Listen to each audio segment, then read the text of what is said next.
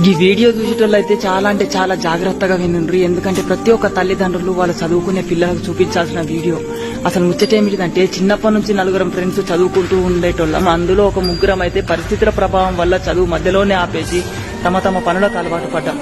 కానీ మిగిలిన ఒకడు ఇంకా చదువుకుంటూనే ఉన్నాడు. ఈ పని చేసే వాళ్ళలో ఒకడు వ్యవసాయదారిగా, కొన్ని గొర్రెల కాపరిగా, ఇంకొకడు డ్రైవింగ్ ఫీల్డ్ లో అలవాటు పడ్డాడు. కానీ ఆ మిగిలిన ఇంకొకడు చదువుకుంటూనే ఉన్నాడు.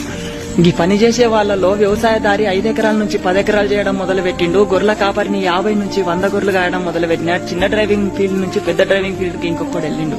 కానీ ఆ మిగిలిన ఒకడు ఇంకా చదువుకుంటూనే ఉన్నాడు. మరి అంత మంచిగానే ఉంది కదా, ఇంకేమైందని అనుకుంటున్నాను కదా. అసలు కిస్ట్ ఇక్కడనే మొదలైంది. వ్యవసాయదారికి భగవంతుడు కరుణించగా వడగాళ్ల వాన వల్ల నష్టాలకు గురైపోయిండు. కొంతమంది నరుల దిష్టి తలిగి గొర్రెల కాపరిని నా గొర్రెలు చనిపోతే నేను నష్టానికి గురైన. కొన్ని కారణాల వల్ల డ్రైవింగ్ ఫీల్డ్ లో వెళ్ళిన వాడు కూడా కొన్ని నష్టాలకు గురైండు. కానీ ఆ చదువుకున్న చదువు మాత్రం ఆ భగవంతుడు